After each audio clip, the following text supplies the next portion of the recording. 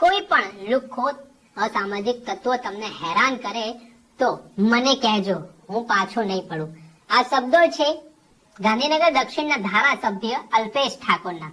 એમાં એક સ્નેહ મિલન કાર્યક્રમ હતો ને આ સ્નેહ મિલન કાર્યક્રમ દરમિયાન અલ્પેશ ઠાકોર બરોબરના વરસ્યા હતા અને અસામાજિક તત્વોને ચીમકી આપી દીધી હતી.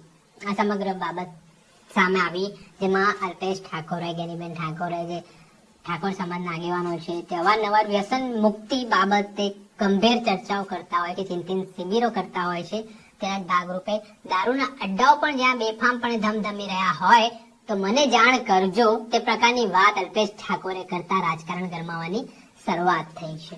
જી હા, જણાવી દઈએ કે કેટલાક અસામાજિક તત્વો જે વિસ્તારમાં આતંક મચાવતા હોય છે, પોતે ગેરકાયદેસર પ્રવૃત્તિ કરતા હોય છે અને લોકોને ડરાવતા ધમકાવતા હોય છે, રંજાડતા હોય છે, પરંતુ આ સંદર્ભમાં અલ્પેશ ઠાકોરે આવા લોકોને સાનમાં સમજી જવા માટે ચીમકી આપી છે.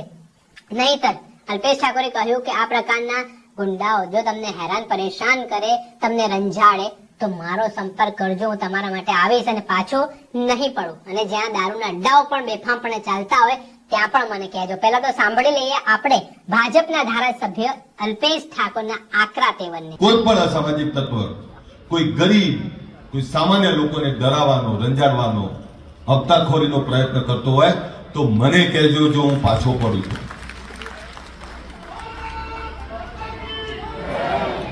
તમને બીજું એ પણ કહું કે ક્યાંય પણ અડ્ડાઓ ચાલતા હોય તો મને કહેજો, હું જાતે આવીશ. તમતા દારૂના અડ્ડાઓ ઉપર મને જાતે કહેજો, હું જાતે આવીશ.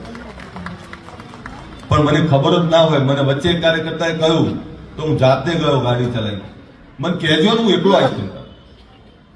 પણ આપણા બાજુના ઘરમાં કોઈ અસામાજિક પ્રવૃત્તિ ચાલતી હોય અને આપણે કે મારે શું, તો એ બાજુમાં ચાલતી પ્રવૃત્તિનું ઝેર તમારા બાળકો તમારા ઘર સુધી આવતા વાર નહીં થાય. આપણે સાંભળ્યા હતા જાહેર મંચ પરથી સ્નેહ મિલન કાર્યક્રમ દરમિયાન અલ્પેશ ઠાકોરે પોતાની પ્રતિક્રિયા આપી છે. જે અસામાજિક તત્વો છે, જે લોકોને હેરાન પરેશાન કરી રહ્યા છે, તેમને સાનમાં સમજી જવા માટે પણ તેમણે ઇશારો કર્યો છે.